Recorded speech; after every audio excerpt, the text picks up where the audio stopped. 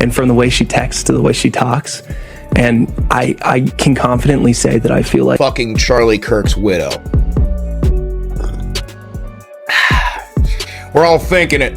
I'll be the one to say it. Erika Kirk is being plowed. Mikey McCoy. Mikey, where are you? Bro, you really need to explain how you were on the phone, didn't even dial, within like milliseconds, less than a second, and then Charlie gets and you just walk away. Just walk away. And all the team. The Turning Point USA board, the COO, Justin Strive, and my husband's chief of staff, the amazing. But Candace Owens didn't bite her tongue.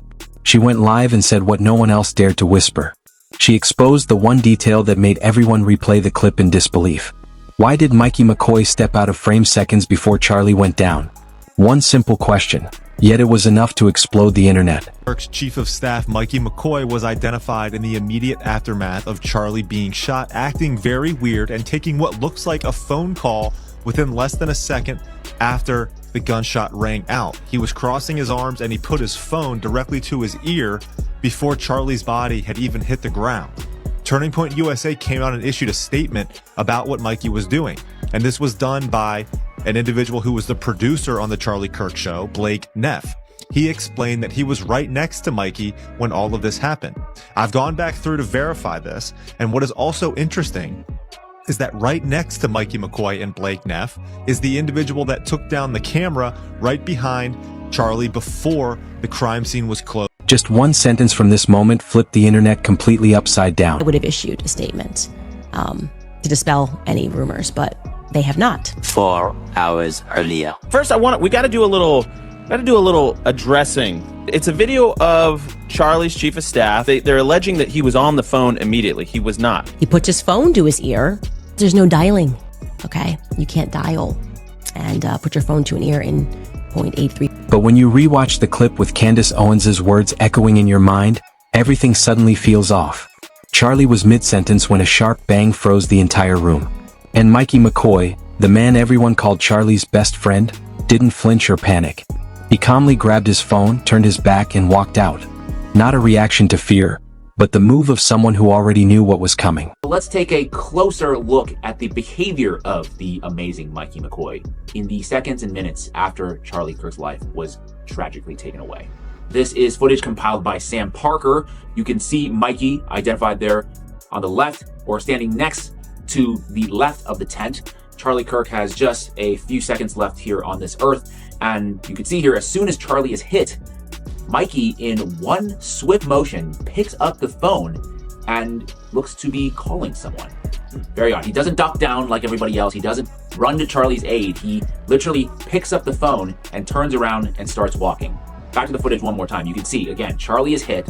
Mikey, one movement, picks up the phone and starts walking. You'll see him disappear from view to the back of the tent, and he will reappear in just a few seconds.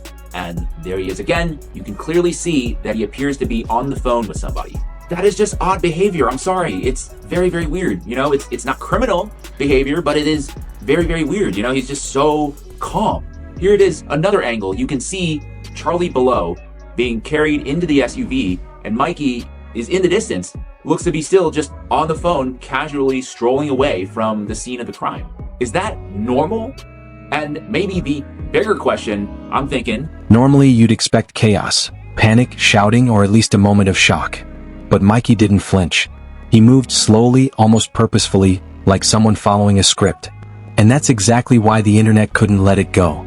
Because if this was just a natural reaction, why did it feel so rehearsed? Let me get this straight. We're supposed to believe the official narrative of what happened to Charlie Kirk. Mikey McCoy, Charlie's chief of staff, was on the phone before Charlie's body ever hit the ground. He was still on the phone as he was walking away. What could he have possibly been talking about? Because he has no idea what was happening behind him. Charlie's closest allies and friends were filming themselves while he was being carried out to the car. No instinct to run and help him or run away. Sorry, but this isn't normal no matter which way you put this. Candace is the only one digging into what actually happened, which is why they're attacking her so hard for it. Not to mention, she released even more messages of Charlie saying, "I'm not sure if I'll live to see the end of this revolution." And tells Candace, "I believe you're the piece that God meant for me to meet. Cannot explain it, but I dream of it all the time." And then says, "If that's the case, be my David." I wonder if these same people who mocked Candace Owens for talking about a dream will mock Charlie for it as well. Clearly the people who are coming after Candace lack any sort of discernment. Instead, they play into the forgiveness done in public, like Charlie Kirk's wife did, and letting off fireworks for his rally, funeral. Candace is the only one digging into the truth of what happened. She's exposing all of the corruption and they— Before diving into the theories and wild rumors, let's rewind to the timeline of that day. Because when you piece it together, the picture starts to look very different. The morning began like any other event. The auditorium packed, cheers echoing, cameras rolling, and Charlie Kirk on stage delivering his signature fiery speech. But then everything shifted in a heartbeat. A sudden, deafening blast tore through the hall, and silence swallowed the crowd. People ducked, gasping for breath, clutching each other in confusion. For a few haunting seconds, no one knew what had just happened. Moments later, an official statement confirmed it. There had been a serious incident inside the venue. Security rushed in, pulling Charlie off stage and into a waiting SUV bound for a medical facility. Witnesses described the chaos: screams, sobs, and phones frantically recording as guards fought to keep order. Within hours, the story was everywhere. Major outlets called it a serious and possibly staged event. Social media flooded with clips, angles, and theories, each one fueling a growing sense of unease. But while the public was still processing the shock, another story began to surface, not about what happened but how someone reacted. That's when the now infamous video of Mikey McCoy went viral. Thousands replayed every second, not to relive the moment but to decode his reaction. Because while panic spread through the room, one man stood unervingly calm. That contrast, stillness in the middle of chaos, ignited the internet's first wave of suspicion. And from that moment, the story was no longer just about what happened to Charlie, but about what Mikey McCoy did next. However, Mikey's reaction stood out like nothing else in the room. He didn't duck. He didn't look around. He didn't panic or rush to help. Instead, in one smooth, deliberate motion, he lifted his phone to his ear, turned his back and walked away. No hesitation. No confusion. Just calm, too calm. And sharp-eyed viewers caught something chilling. He never dialed. There was no screen tap, no swipe, no number search. Nothing. The phone went straight to his ear as if the call had already been waiting. In a matter of seconds, that tiny detail sent the internet spiraling into chaos. From that point on, nothing about this story felt the same. Then Candace Owens dropped something no one expected: unseen footage. Clips of Mikey right after the incident, before the camera even cut. And that footage changed everything. What had been a tragedy was suddenly turning into a full-blown mystery. Candace claimed that even if the people in that video weren't directly involved, they shouldn't have been that close to the Turning Point USA stage in the first place. That statement alone sent TikTok, X, and YouTube into full-blown detective mode. The biggest question now: did Mikey actually make a call, or was someone calling him at that exact second? Online investigators slowed the clip down to 0.25x, zooming in frame by frame. His eyes, his hands, his posture. Each replay made his calmness seem more unnatural, more rehearsed, more like a man following a plan than reacting to chaos. That single clip flipped the narrative from heartbreak to suspicion.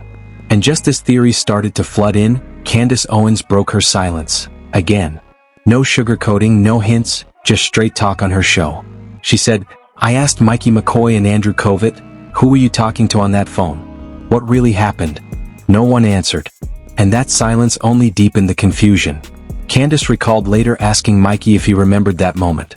He said he called Erika, then his wife, then his father. He explained that Charlie had once told him, if anything ever happens, call Erika first. And he had followed that instruction exactly. Some people described Mikey that day as calm, trained, and in control, even calling him a hero in the middle of chaos. But Candace wasn't so sure. She didn't accuse, but she questioned. She pointed out that Mikey left the frame seconds before Charlie fell, that his composure didn't match the chaos, and, above all, that phone. Candace Owens didn't hold back. She looked straight into the camera and asked, "Who did he call? Why did the story change? And why is everyone in the organization staying silent?" She went further, demanding that Mikey's call logs from that exact moment be made public. Her reasoning was simple: if there's nothing to hide, then prove it. And that's when the internet began to shake. Hashtags exploded overnight. Clips were cut, slowed, spliced, dissected frame by frame, millions of views pouring in as people tried to answer one burning question. What really happened that day? Then came the twist that shocked everyone. The first person to publicly praise Mikey McCoy was Erika Kirk, just days after her husband's death. Her first appearance since the tragedy. But what caught everyone's attention wasn't what she said about Charlie, it was what she said about Mikey. With a composed tone and a faint smile, Erika stepped on stage and said, "I want to thank the Turning Point USA Board of Directors, CEO Justin Strife, and my husband's Chief of Staff, the amazing Mikey McCoy." 5 words, the amazing Mikey McCoy, and suddenly the internet went nuclear. No one expected her to mention him by name. And definitely not with that warmth, that smile, and that tone, while the world was still questioning his every move. The timing didn't sit right with people. Of all the names she could have mentioned, why Mikey? Why offer special praise to the one man at the center of all the controversy? Instantly, TikTok and X lit up. Users slowed the footage to 0.25x, analyzing everything: her eyes, her voice, the slight curve of her smile, comparing it to clips of Mikey walking out right after the incident. Candace Owens replayed the footage on her show, demanding answers once again. "Mikey, where were you? Why were you holding your phone without dialing, just seconds before it all happened, and then walking away?" Turning Point USA tried to shut it down, calling the theories false. But the internet wasn't buying it. The hashtag why compliment him spread like wildfire. What looked like a simple thank you had now become the center of the biggest online debate of the week. As the theories grew wilder, people started connecting dots, fairly or not. Some defended Erika, saying grief can make people cling to anyone familiar. Others claimed her praise felt too personal, too soon, especially when so much was still unclear. But no matter which side people stood on, one thing was certain: that compliment changed everything. The spotlight had shifted. What started as a debate about Mikey's reaction had now turned into speculation about his relationship with Erika. Their connection, their motives, and why her first public thank you had been directed solely at him.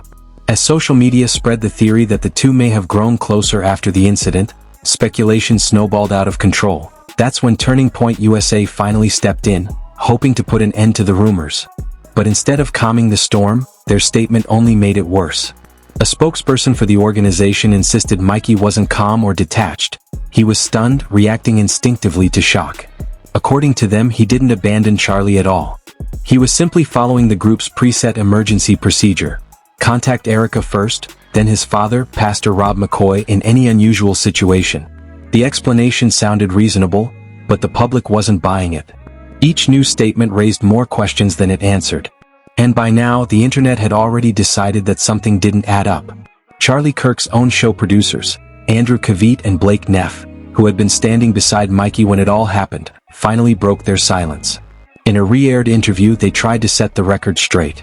They claimed that many of the viral clips circulating online had been cut, edited, and stripped of context, turning Mikey, Charlie's loyal chief of staff and longtime friend, into the center of false outrage. "That video doesn't tell the full story," one of them said. "It was edited to make Mikey look cold, like he didn't care. That's not true. He's been with Charlie for years. We trust him completely."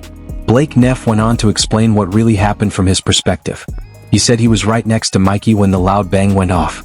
Everyone turned, confused, terrified, and in that split second no one knew what was happening. "We didn't abandon Charlie," he said. "We just didn't know what was going on. You hear an explosion, your first thought is survival. You don't know if it's over or if there's more danger coming. We moved out to get to safety and alert help." According to them, Mikey's actions weren't cold or indifferent. They were instinctual. A human reaction in the face of chaos. But even as they tried to clear his name, the internet wasn't satisfied. Because in the age of viral outrage, context rarely changes the story, it only deepens the mystery. But despite the organization's explanation, the internet remained split. Half believed Mikey was simply reacting on instinct. The other half was convinced there was something deeper, something no one was saying out loud. Charlie had his own trained security team, and when the incident occurred, they moved instantly, removing him from danger exactly as they were trained to do. That was their job. But Mikey's role, according to him, was different. He wasn't meant to interfere with the security response. He was supposed to follow protocol. And that's where confusion began to spread. Because if everyone had followed procedure, why were the stories so inconsistent? Pastor Rob McCoy claimed Mikey had called him in a panic, still covered in dust and shaken. Erika said she was the first one he called, and that he sounded panicked and breathless. Yet the publicly released video told a different story. No visible panic. No frantic movement. No evidence of a call actually being placed. 3 versions. One moment. But not a single matching detail. Then came another strange twist. Turning Point's own hosts started praising Mikey on their live broadcasts, calling him loyal, calm, even heroic. But instead of settling the debate, their words only added fuel to the fire. Because instead of addressing the contradictions, they doubled down on his defense, and that made people wonder even more. An extremely disgusting attack. And I can speak to that because I was there when it happened and I was next to Mikey when it happened. And what I can say is, I can't say every single thing that happened, but I want to talk about this specific narrow thing. That the shooting occurs. I am next to Mikey. Both of us hear a loud crack. We both turn. We both see Charlie, who has been shot. Both of us, I think at about the same time, realize that means there is a shooter who is on the scene. And, you just hear the crack, so you don't know, did it come from far away? Did it come from close? Is there a mass shooter unfolding right now? So I and him both had the reaction of, let's get out of here before we're both shot. That is not us abandoning Charlie. Charlie had a security team. They all leapt immediately into action. And I'll never forget what I saw because it was clear in the moment that he was profoundly freaked out. What I'll always remember is the way his lip was quivering, which I'd never seen before. And you very rarely see from someone that he was freaking out. And then I think he literally said to me, I might be imagining this, but I think what he literally said was, he was looking around and then he says, I need to call Erika. And then he takes his phone and he begins calling Erika. I put that phone away and then he immediately calls his dad. He calls Rob McCoy and he says, Dad, someone shot Charlie. You need to call all of your pastor friends. Charlie was hit. We need everyone to pray. That's when Turning Point USA finally stepped in, hoping to put an end to the rumors. But instead of calming the storm, their statement only made it worse. A spokesperson for the organization insisted Mikey wasn't calm or detached. He was stunned, reacting instinctively to shock. According to them, he didn't abandon Charlie at all. He was simply following the group's preset emergency procedure. Contact Erika first, then his father, Pastor Rob McCoy, in any unusual situation. The explanation sounded reasonable, but the public wasn't buying it. Each news statement raised more questions than it answered. And by now, the internet had already decided that something didn't add up. Charlie Kirk's own show producers, Andrew Kavit and Blake Neff, who had been standing beside Mikey when it all happened, finally broke their silence. In a re-aired interview, they tried to set the record straight.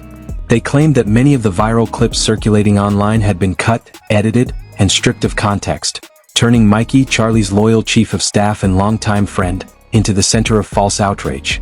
That video doesn't tell the full story, one of them said. It was edited to make Mikey look cold, like he didn't care. That's not true. He's been with Charlie for years.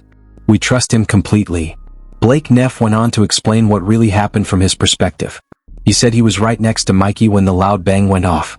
Everyone turned, confused, terrified, and in that split second, no one knew what was happening. We didn't abandon Charlie, he said. We just didn't know what was going on. You hear an explosion, your first thought is survival. You don't know if it's over or if there's more danger coming. We moved out to get to safety and alert help. According to them, Mikey's actions weren't cold or indifferent. They were instinctual. A human reaction in the face of chaos. But even as they tried to clear his name, the internet wasn't satisfied. Because in the age of viral outrage, context rarely changes the story, it only deepens the mystery.